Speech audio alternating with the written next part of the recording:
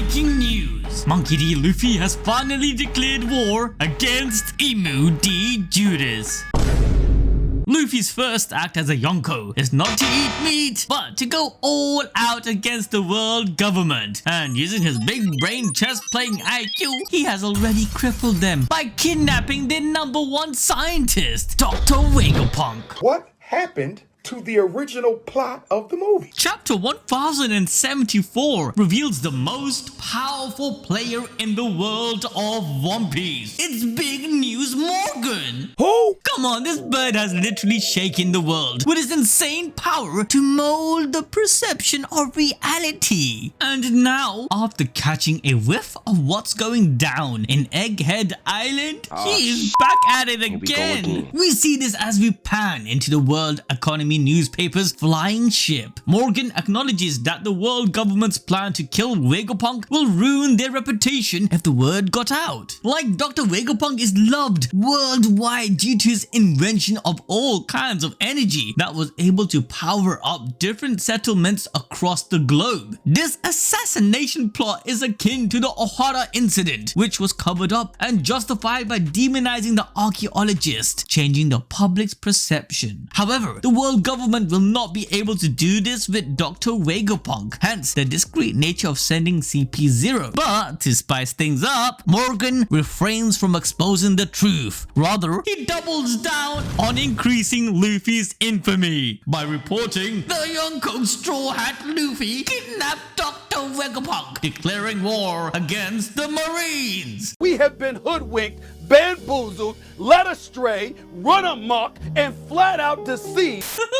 Come on, it's not all a lie. Luffy has already declared war by burning their flags in Eni's lobby, and Vegapunk being targeted was likely a decision from Imu. Now that the world is coming to an era of truth, Imu and the 5 elders have to do whatever they can to snuff out any revolution that will bring a change to their current order. Vegapunk's idea of free information and energy will completely destroy the control Imu has. Luffy intervening and protecting him is also a direct challenge to Imu. If successful, he will not only be the prophesized Joy Boy, having the Nika fruit, but also have the means of opposing the technological advanced ancient weapon Uranus. Everything is building up to the final bout between Luffy and Imu. And who else is better to recognize this than Big News Morgan? He's been around for such a long time and knows more than we are led to believe. But as he prepares the headline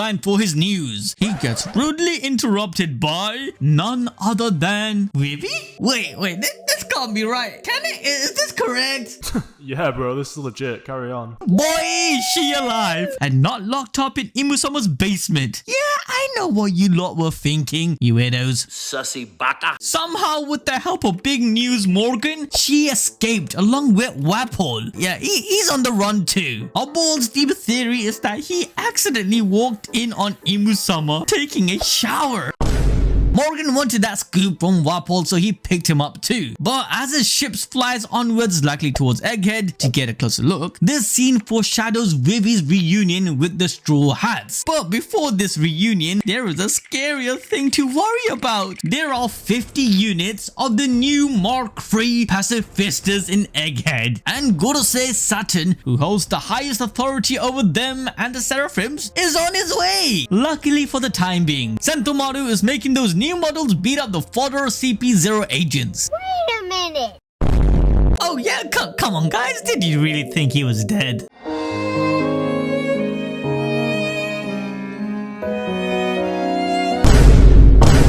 Now these pacifistas are even more broken than the ones we saw at Marineford, as they are wearing sunglasses getting boosted strength from the power of drip. But the real threat in their arsenal isn't just Kizaru's laser, they also wield Vegapunk's strongest defense tech, called Bubble Shield. This slime-like substance can block out bazooka shots, holding the strength to yeet away elite agents like swatting a fly. Talking about drip, look at our boy Zoro! This is the literal epitome of drip. He's actually carrying the chapter. Bro, if I was a girl, legs wide open, bro. Oh yeah, and Brooke, he's also there. Move this man! Now, as As soon as the Straw Hats reunite, they split up again. One half of them look for old man Vegapunk Stella, whilst Zoro and a tired Luffy stay back to guard the sleeping CP0 agents. It seems like Luffy's Gear 5 did indeed drain him out more than expected. In addition, Luffy's dumb shoes that gave him the ability to fly are also broken, so he would just slow down the crew. We then finally come to Bonney, who back in chapter 1072 confronted Vegapunk, turned him into a child and then ignored his ass, entering the Nikyu room, named after Kuma's fruit. Vegapunk realized how OP this fruit is, as it could turn intangible things into tangible bubbles. For instance, Kuma was able to materialize Luffy's pain for Zoro to then take it upon himself. As you all know, nothing happened. With that in mind, Vegapunk understood Kuma should be able to do this with memories, hence saving his memories within the lab. As Bonney enters the bubble, it brings her to some sort of memory realm. In the midst of a grass field, she approaches a young Kuma crying his eyes out. But as she goes closer, she gets pushed back as if she is only allowed to watch from a distance. The kid looks exactly how Oda depicted a young Kuma in an SPS, where he's literally seen as a big village boy reading a book called Ninokin. This could be a reference to Ninomiya Sontoku, who was a Japanese agriculturist. He lost his parents when he was a boy, but through hard work and diligence, he rebuilt his fallen family at the age of 20. Later, he rebuilt approximately 600 villages and became a shogunate retainer. Likewise, Kuma might have started with nothing and ended up as a king. But this memory world shows us an even greater tragedy. As Kuma cries out, a group of men rushes towards him, berating him for running away. The boy pleads for help, saying he doesn't want this anymore. In response, no help is given. Instead, they say, "Shut up," and then proceeds to give my boy worse parental beatings than I got when I didn't get all A's in school.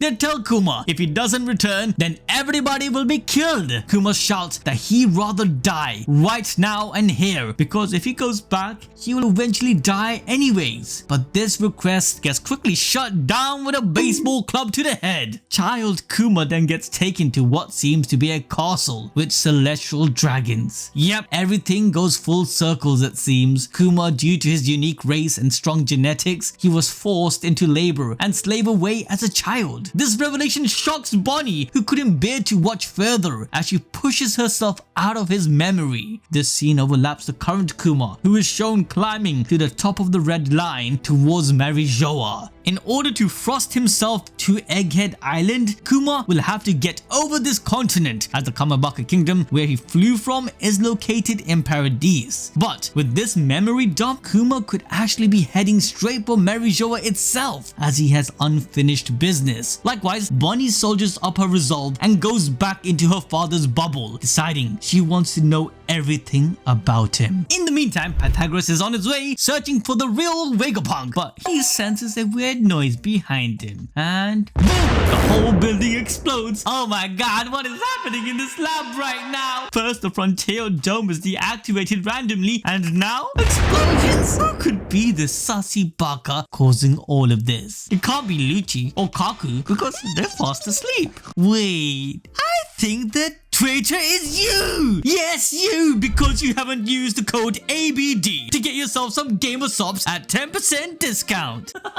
Okay, seriously though, from chapter 1071, we know that there is an imposter among us. And using my bold prediction, we believe it's Dr.Vegapunk.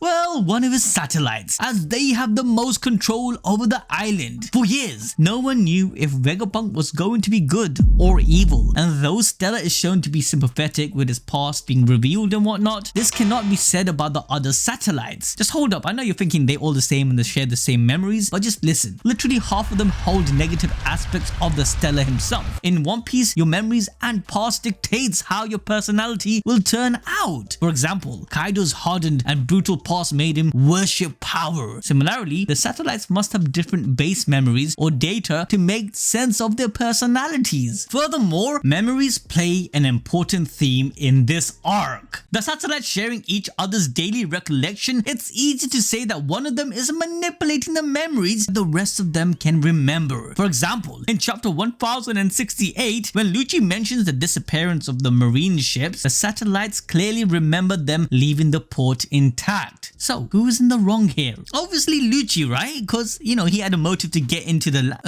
wait a minute. But why would he think that Dr. Vegapunk would actually believe that story? Unless it had some truth. And let's not forget, he doesn't even know about the traitor shown by his shock when the dome opened. So, it's definitely someone from within. You might think the obvious suspect is Lilith, the evil part of Vegapunk's brain. However, you will be wrong. The only possible traitor here is Shaka the Sussy Burka. Shaka is the logical part of Vegapunk, representing the good side. However, all the evidence stacks up against him. First, when the Straw Hats, a Yonko crew, shows up at the shore of Egghead, he's acting like it's another day at the office. This is well because he is in control of all of the Kamikos around. He sees everything. But when CP0 sneaks onto the island, somehow this all-knowing guy is surprised at how they bypassed the port. Furthermore, Lilith, just before the dome is deactivated, wanted to fight. However, Shaka explains to her how their priority is the Stellar's safety, to which Lilith replies calling him a goody two-shoes and that she hates this righteous act he puts on. Then, a page later, the dome is deactivated, putting the Stellar in danger. This righteous act could be a way for Shaka to throw the suspicion off him for the deactivation of the dome. After all, we know he is the head satellite with enough brains to rig a remote deactivation. In this chapter, Shaka reaffirms that he has been watching the Kamiko that had been pointing at Bonney and knows exactly where she is. Yet, he has lost Stella? Old man Vegapunk and Bonney have been together this entire time. So, is he lying straight out of his ass? And this dome not only is damaged, but is wrecked to the point where they cannot leave. This can't be a coincidence. But why?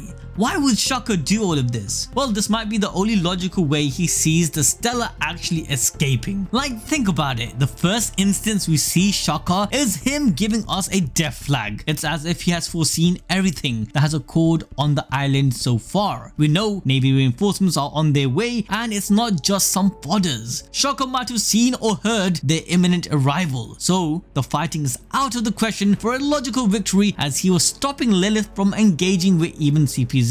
Basically, they are at a disadvantage. He gave the supreme authority of the Seraphims and Pacifistas to the 5 elders who is heading his way. The only logical means out of the situation was perhaps a bargaining deal with the government, where they will give the Straw Hats away in exchange for Stella's safety. This plan is already in motion if you look at what everyone is wearing. The Straw Hats are all wrapped up in nice comfy clothes and shoes with Vegapunk's tech inside of them, so Shaka won't even have to lift a finger as the Straw Hats are already under his control. Remember, as seen in chapter 1065, whilst they are inside of the laboratory, due to the magnetic fields, they will not be able to move an inch if Shaka wills it. And though Luffy and the gang are a Yonko crew, they will still have troubles fending off 50 Mark III Pacifistas, all the Warlord Seraphims, CP0 agents, and soon a freaking Admiral along with a Gorosei member. Like, come on, in his perspective, would you rather trust a bunch of pirates you just met or strike a bargain deal with the government whom you have been working with for